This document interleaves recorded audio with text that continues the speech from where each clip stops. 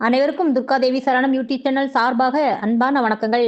இன்னைக்கு நம்ம பார்க்கக்கூடிய பதிவு என்னன்னு பார்த்தீங்கன்னா, வீட்டில் தினமும் சாம்பிராணி புகை போடுபவங்க கட்டாயமாக இந்த பதிவை கடைசி வரை பாருங்க. ஆமாங்க, இது ரொம்பவும் முக்கியமான ஒரு பதிவு. இதில் வந்துட்டு நிறைய விஷயங்கள் சொல்லப்பட இருக்கிறதுங்க.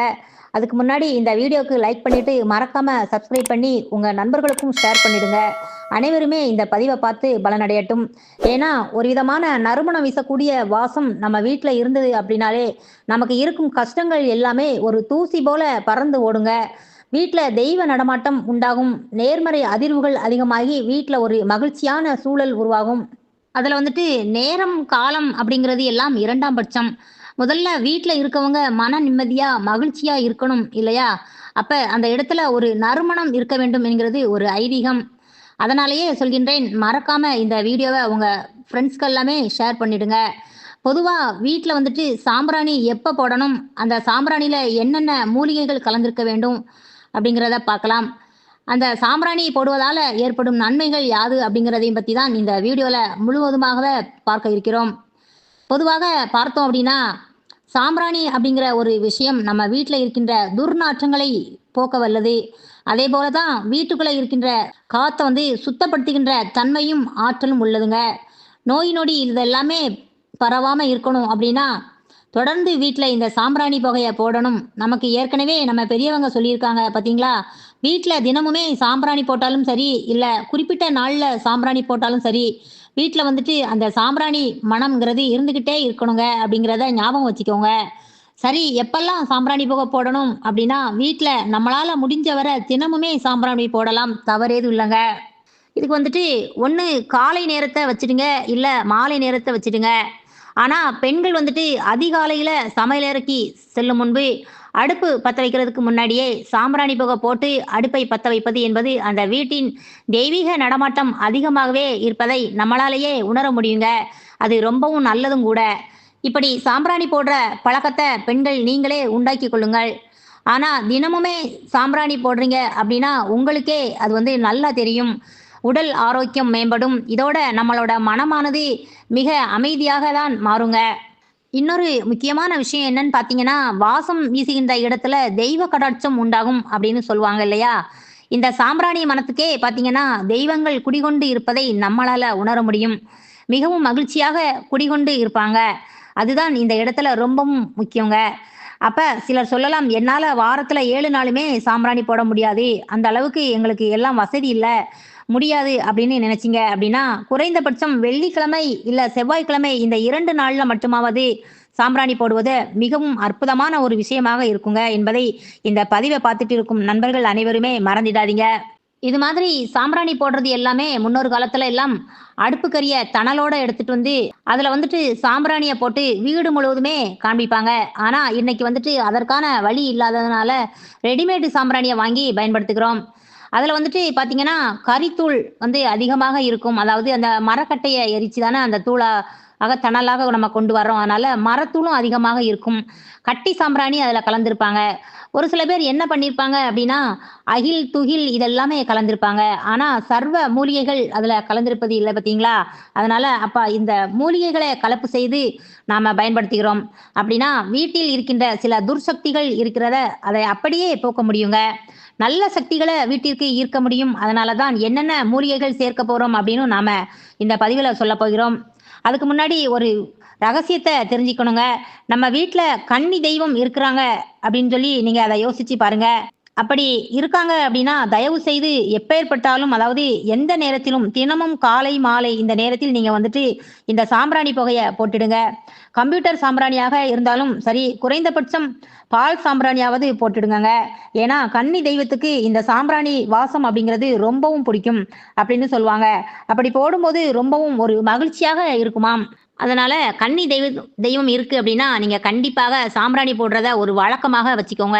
இதுவரைக்கும் யாராவது ஃபாலோ பண்ணாம இருந்தீங்க அப்படின்னாலும், தயவு செய்து வீட்ல மாலை நேரத்துல சாம்பிராணி புகை போடுவத நடைமுறையிலே தினமும் வச்சுக்கோங்கங்க. இத மறந்திட வேண்டாம். அதேபோல தான் குலதெய்வ வழிபாடும் அப்படிதாங்க.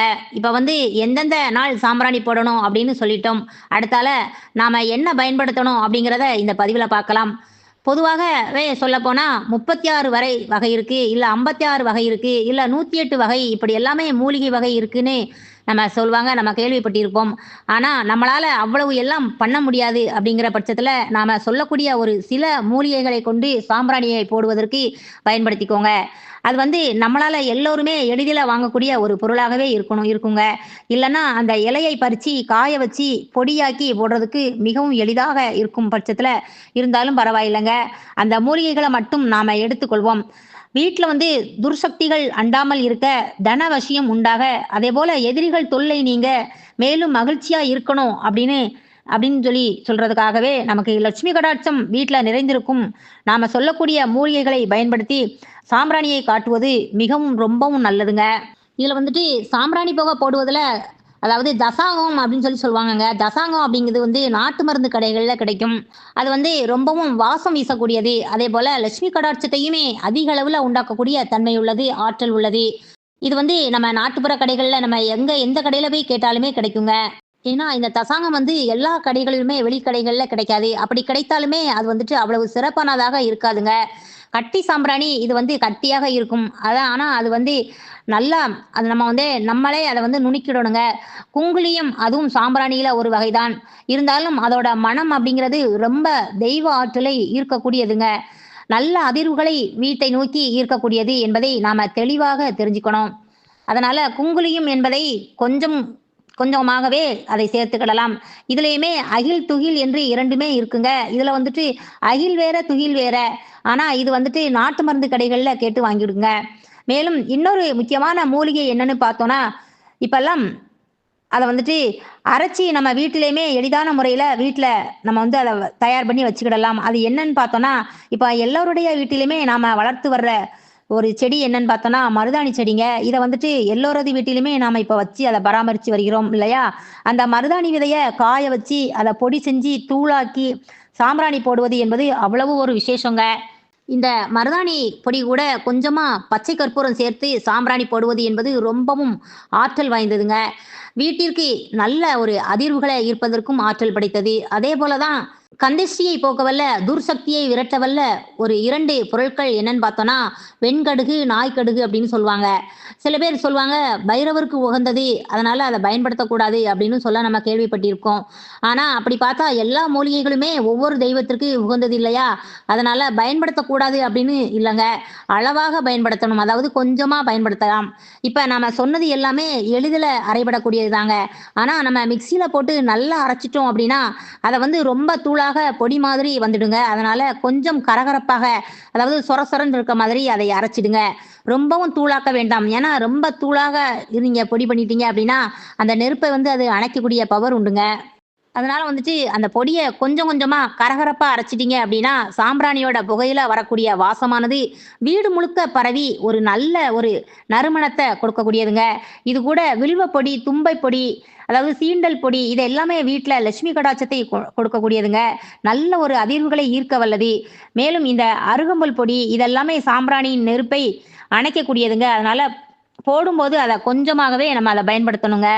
இப்போ இந்த மூலிகை சாம்பிராணி என்பது நம்ம தயாராகி விட்டது. இதை வெள்ளிக்கிழமை, செவ்வாய்க்கிழமை இல்லை தினந்தோறுமே கூட நெருப்பை உண்டாக்கி நம்ம போடலாம்.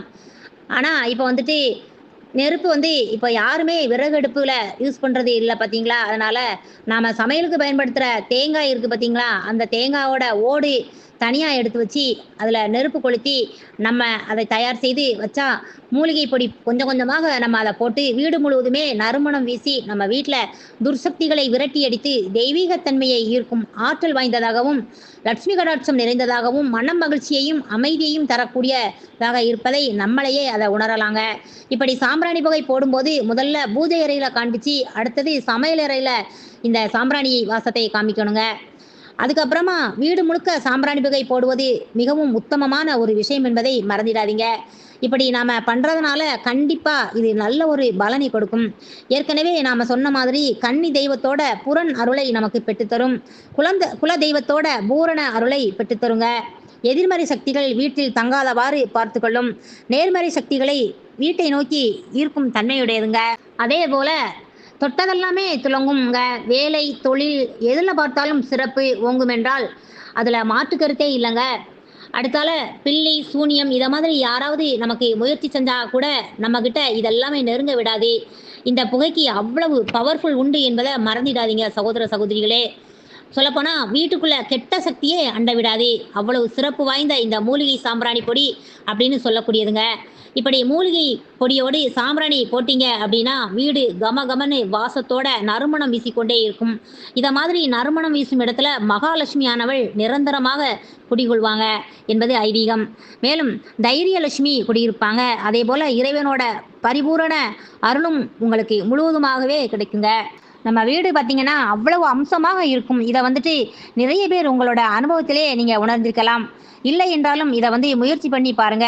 நண்பர்களே, இந்த பதிவ பார்த்துட்டு இருக்கும் உங்களில் எத்தனை பேர் வீட்டில் மூலிகை கலந்த பொடியை சாம்பிராணி புகை போட்டு உங்கள் வீட்டை தெய்வீகம் நிறைந்த கோவிலாக வச்சிருக்கீங்க என்பதை கீழே இருக்கும் கமெண்ட் பாக்ஸில் உங்களோட கருத்துக்களை பதிவிடுங்க. மேலும் இந்த பதிவ பார்த்துட்டு இருக்கும் அனைவருக்குமே இதிலிருந்து என்ன தெரியுது அப்படின்னா, வீட்டில் இருக்கும் கஷ்டத்தை நம்மளாலே முழுவதுமாக தீர்க்க முடியும் என்பதை உறுதியாகவே சொல்ல முடியும். மேலும் இந்த வீடியோவை பார்த்துட்டு இருக்கும் அனைவருமே உங்க நண்பர்களுக்கும், உங்க உறவினர்களுக்குமே ஷேர் பண்ணுங்க. மீண்டும் இந்த வீடியோவுக்கு ஒரு லைக் பண்ணி சப்ஸ்கிரைப் பண்ணிக்கோங்க. அடுத்து ஒரு நல்ல தகவலுடன் சந்திக்கும் வரை உங்கள் சகோதரியான துர்கா தேவி சரணம்.